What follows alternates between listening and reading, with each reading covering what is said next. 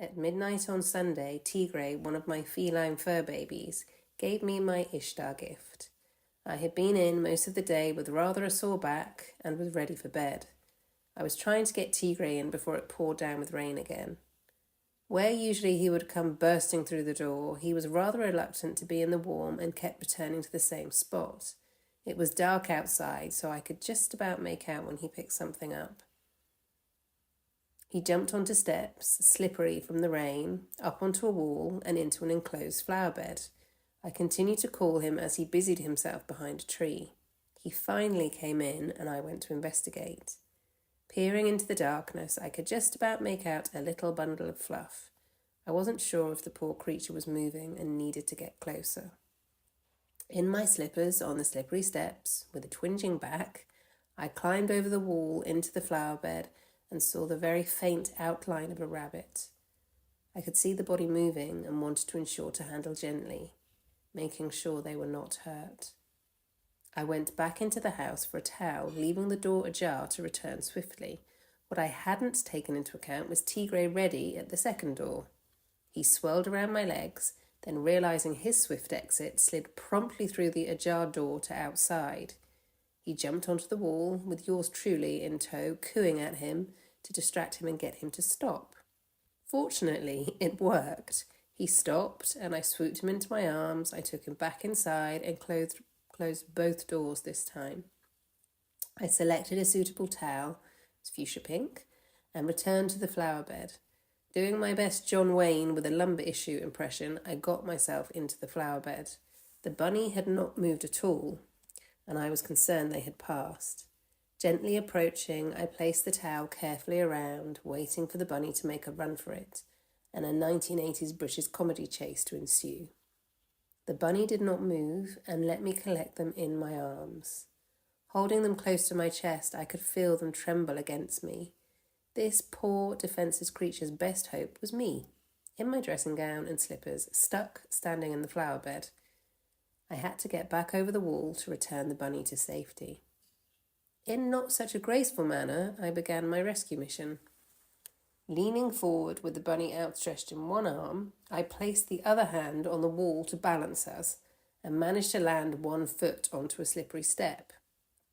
I prepared to swing the next leg around with as little upset to the bunny as possible and as little upset to my lumbar area as possible. As my leg came over the wall, dipping my foot for an efficient swing, my slipper fell off, landing into the deep flower bed.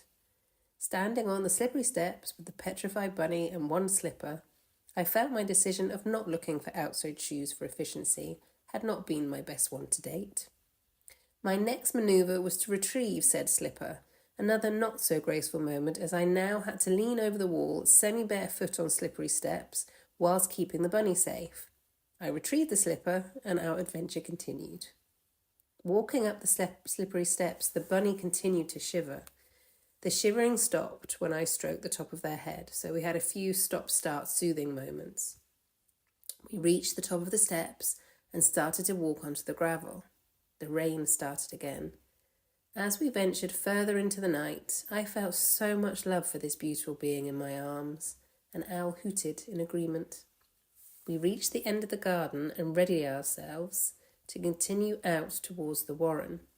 We stopped, and I looked at the abundance of wildflowers that were between us and the warren.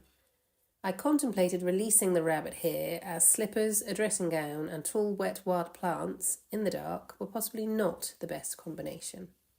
That contemplation was short-lived, and we continued on. The rain kept us company as we waded through to get to the open space. I did have the foresight of having my phone on with a torch, albeit in my pocket, to guide us. Reaching the open space with olive trees, we went from tree to tree, with me trying to remember where the rabbit hole was. From the rain, the countryside had had a beautiful growth spurt and had covered the usually visible rabbit holes. We stopped for a moment, and then I remembered the hole that was actually on the golf course. I had a brief memory of being with another rabbit there, and found myself in the rain, in the middle of the night, instinctively knowing where to go. We found the exposed rabbit hole, and I gently crouched down with the bunny. I placed the towel on the ground and began to unfurl the fluffy bundle. This was the first time I saw the rabbit completely. It was a baby bunny.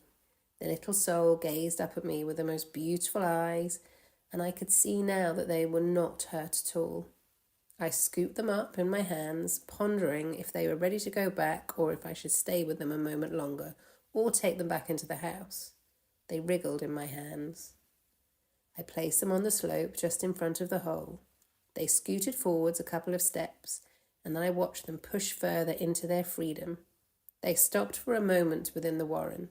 I could still see the fluffy bottom and tail, and willed them to move forward into safety where they would not be seen from outside. With one further scooch, that is exactly what they did.